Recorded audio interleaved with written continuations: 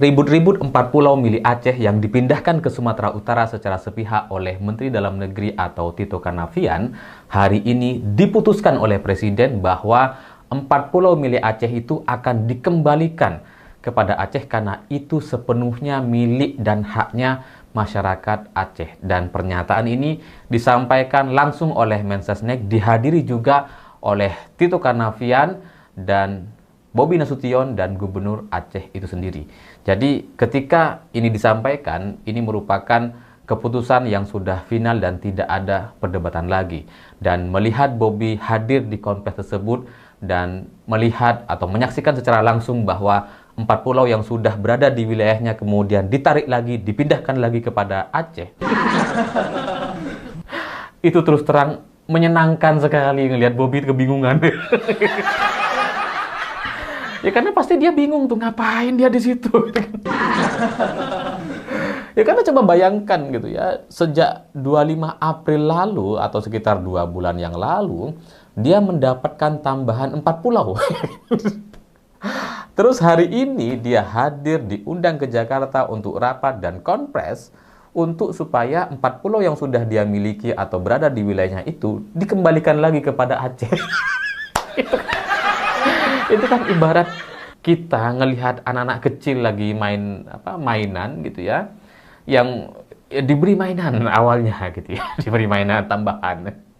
Terus kemudian setelah itu orangnya mau pulang yang punya mainan itu diambil lagi, nangis dia.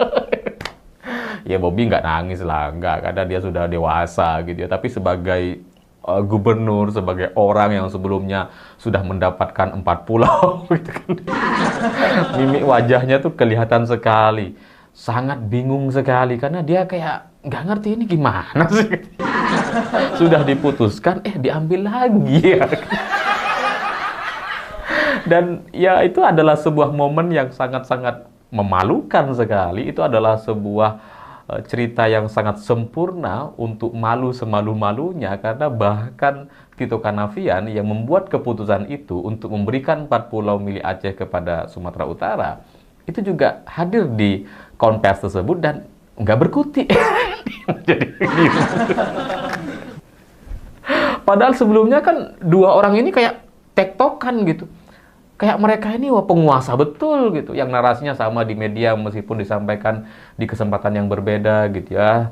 Bobi bilang ya kita menawarkan terbuka kalau misalkan 4 pulau ini bisa kita kelola bersama-sama. Terus kemudian Tito Karnavian keesokan harinya berkomentar juga senada, ya why not kalau kemudian dikelola bersama dan sebagainya.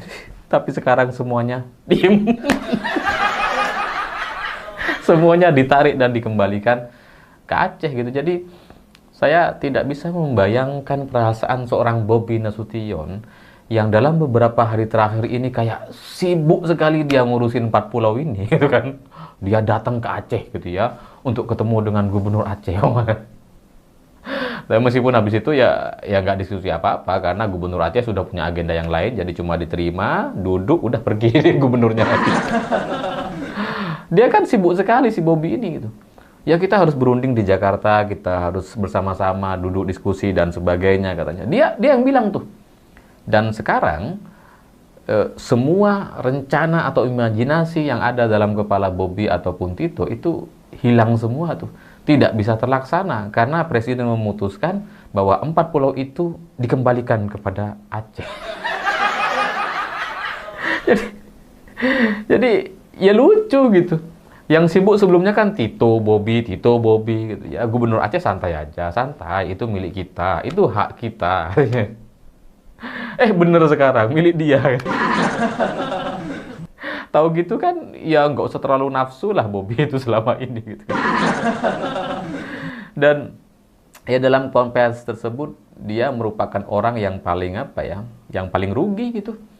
Jauh-jauh ke Jakarta untuk memperjuangkan 4 pulau, ternyata nggak dapet. Dan ya ngapain Bobi ada di situ ya, itu malu-maluin banget intinya gitu ya. Ngelihat Bobi ada di sana sebagai pihak yang sebelumnya diberikan 4 pulau dan kemudian dicabut, itu kan ya ngapain lagi sih, ngapain dia ada di situ dan hadir konferensi bersama. Harusnya nggak usah hadir aja gitu kan. Ya karena kehadiran dia nggak penting gitu. 4 pulau ini milik Aceh, buat Aceh. Dia hadir nggak penting. Terus ngapain dia hadir di situ? Ya biasa gitu ya, anak muda belum paham soal politik tiba-tiba jadi gubernur ya kayak gini. Ya, ya, diem aja gitu. Ya tapi memang keputusan ini bagi saya adalah sebuah keputusan yang sangat-sangat logis sekali dari Presiden Prabowo ataupun pemerintah, karena nggak ada satupun orang yang pro terhadap pemindahan 4 pulau milik Aceh ke Sumut. Nggak ada satupun. Dan tokoh-tokoh besar seperti misalkan SBY, Pak JK juga sudah ikut komentar. Bahkan warga Sumut sekalipun itu nggak setuju dengan pemindahan 4 pulau Aceh kepada Sumut. Karena itu dianggap ya nggak wajar. Oh, bukan hak kita kok dipindahkan ke kita. Ya sudahlah, itu menjadi haknya warga atau masyarakat Aceh. Jadi ini benar-benar membingungkan sekali di sisi lain, karena Bobi Nasution kan katanya gubernur gitu ya. Oh, kok warganya malah nggak setuju. Nggak setuju sama Bobi. Jadi pada akhirnya yang mendukung Bobi atau mendukung 4 pulau ini dipindahkan dari Aceh ke Sumatera Utara itu cuma 2 orang tuh, Tito sama Bobi. Sisanya nggak ada. Ya, tapi kalau ngelihat situasi seperti sekarang, kok bisa menang Bobi di Sumut ya? Wong warganya nggak ada yang setuju. Ya, tapi memang di sisi lain ini tidak bisa untuk kemudian dilawan oleh Presiden Prabowo. Kenyataan bahwa 4 pulau milik Aceh itu harus tetap berada di Aceh itu adalah sebuah kenyataan yang tidak bisa diubah gitu. Karena seandainya Presiden Prabowo melanjutkan atau meneruskan imajinasi atau keputusan yang sudah dibuat oleh Tito Karnavian, maka ya Presiden Prabowo akan berhadapan dengan semua orang, ya termasuk SBY dan JK yang sebelumnya sudah memberikan pesan bahwa 4 pulau milik Aceh ini ya tetap aja harusnya menjadi tetap milik Aceh gitu. Tapi di sisi lain, ini juga bukan keputusan yang mudah. Meskipun sangat logis gitu ya, mengembalikan 4 pulau Aceh kepada Aceh itu logis, tapi ini juga tidak mudah bagi Presiden Prabowo, karena ya secara nyata-nyata ini merupakan kepentingan geng Jokowi gitu. Ya karena ini dipindahkan ke Sumatera Utara yang gubernurnya adalah menantunya Jokowi. Tito Karnavian Mendagri adalah Kapolri di eranya Jokowi yang kemudian menjadi Mendagri, sekarang jadi Mendagri lagi. Ini jelas semuanya adalah kepentingan-kepentingan gengnya Jokowi, sehingga ketika Presiden Prabowo menolak atau menjegal atau membatalkan pemindahan 4 pulau ini, itu membuat geng Jokowi jadi pasti nggak nyenyak tidur tuh mulai malam ini. Ya karena agendanya nggak berhasil, agendanya dijegal gitu, sehingga ya bisa saja kemudian mereka melakukan perlawanan. Tapi ya di luar itu semua, terkait apa yang mungkin akan terjadi dalam beberapa hari ke depan, kita doakan Presiden Prabowo tetap sehat dan tetap solid memimpin kabinetnya, dan semoga tidak ada serang-serangan balasan seperti halnya Iran dan Israel gitu ya. Semoga ya keputusan ini sudah final, selesai, dan nggak usah diperdebatkan lagi. Dan ya bagi Tito Karnavian gitu ya, yang selama ini menjadi orang yang paling bertanggung jawab dari ribut-ribut atau keputusan yang mengundang keributan ini, seharusnya mulai hari ini dia tahu diri. Ya karena keputusannya ditentang sama Presiden. Keputusan yang dia keluarkan pada 25 April hari ini ditentang atau diputuskan oleh Presiden Prabowo bahwa keputusan itu harus dibatalkan. Jadi ya sebagai menteri, sebagai pribadi, Tito Karnavian harus tahu diri. Kalau keputusannya sudah ditentang sama Presiden seperti ini, ya ngapain dia bertahan sebagai menteri? Mundur. Harus mundur gitu. Ya mau apa lagi? Dia kalau bikin keputusan lagi, jangan-jangan nanti akan ditentang sama Presiden lagi. Ya daripada dia bikin keputusan terus kemudian ditentang lagi, kan mending mengundurkan diri gitu, supaya jelas bahwa Iya, halo teman-teman, kembali bersama saya di channel ini. Salam inspirasi, salam NKRI harga mati. Bersama saya di channel Indonesia 2045 yang membahas seputar politik, pendidikan, hingga budaya. Menarik sekali soal penyampaian dari saudara kita Alibur Rahman soal putusan ya Kemendagri Tito Karnavian yang sebelumnya memutuskan secara sepihak menyerahkan 4 pulau Aceh menjadi milik Sumatera Utara, dan kemudian tidak beberapa lama ya Pak Prabowo memberikan keputusan bahwa 4 pulau itu tetap milik Aceh.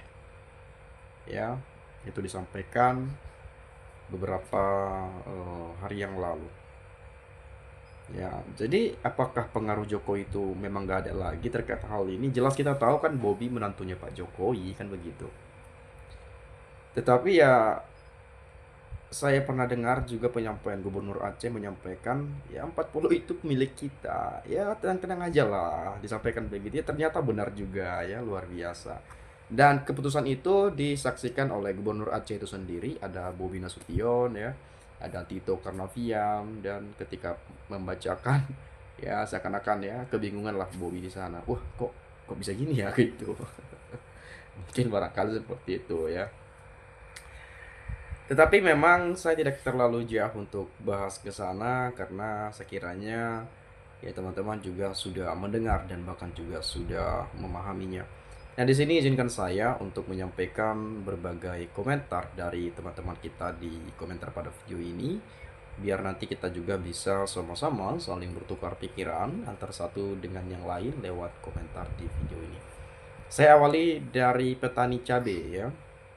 Kami Sumut siap untuk perang. Sekarang Aceh dan Sumut ayo perang, tapi jangan menyesal kalian kena nuklir. Bayangin petani cabai mau nuklir aja. Ada-ada aja kelakuan netizen kalau komentar ya. Kami rakyat Sumut malu sekali mempunyai pemimpin Sumut yang serakah. Buat Bobby dan Titi plus Jokowi cuma satu kata, mamus atau mampus ya apa. Lucu, wilayah orang mau dikelola bersama, mending pikirin cara atasi begal, gemot, jalan rusak ya. Saya bukan pendukung Prabowo, tapi saya sangat mendukung dan bangga atas keputusan Presiden Prabowo untuk rakyat Aceh. Bayangin, Aceh wilayah istimewa mau dibuat begitu sama Bobby, mau SDA-nya mau dikelola bersama kan begitu kurang lebihnya itu. Ya enggak bisa gitu ya. Ya 40 tetap milik Aceh. Jadi ya mau dikelola, bayangin pihak wilayah lain mau mengelola wilayah lain kan begitu. Ya saling mengelola wilayah sendiri dong, kan begitu kurang lebihnya ya. Kemudian mohon maaf Mas Alif, coba cermati keterangan Pandan Beban di podcast ya plus podcast AFU ya, Said Didun Nasir Jamil. Ada benang merah terkait ada seorang jenderal yang meminta ke Pandan Beban untuk dikenalkan ke Sembilan Naga. Dan ternyata jenderal itu jadi pejabat sangat strategis di era Jokowi, bahkan sampai sekarang. Dan saya dari dulu ya aku yakin LP ini biang kerok dari semua kekisruhan di negeri ini. Celakanya Jokowi sebagai pengambil keputusan dan kebijakan masuk perangkap hasutan LP. LP ini apa nih? LP saya nggak tahu kepanjangan LP ya. Kalau LBP Pak Luhut Binsar Panjaitan, apa mungkin ini Luhut Panjaitan? Karena tadi sampaikan seorang jenderal ya. Ya, seorang jenderal yang meminta ke Pandan Beban untuk dikenalkan ke Sembilan Naga. Oke, tapi saya nggak mau pokoknya LP lah, saya nggak tahu LP ini siapa. Ini biang kerok dari semua kekisruhan di negeri ini. Celakanya Jokowi sebagai pengambil keputusan kebijakan masuk perangkap hasutan LP dan TK. TK ini mungkin bisa kita kepanjangannya Tito Karnavian ya, plus BL ini apa ini, Bahlil atau apa, BL, saya kurang tahu juga ya. Dan BL eksekutor sesuai bidangnya, makanya TK plus BL diselundupkan ke kabinet Presiden Prabowo. Terbukti Jokowi lurus di periode awal dan kontroversi di periode kedua. Saya gitu ya.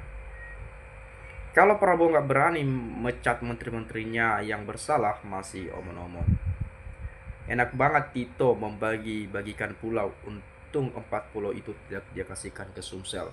Kalau membagi-bagikan pulau Mendagri, bisa takutnya akan banyak pulau yang akan dipindahkan ke wilayah-wilayah lain. Yang penting menterinya Wanibiro, ya.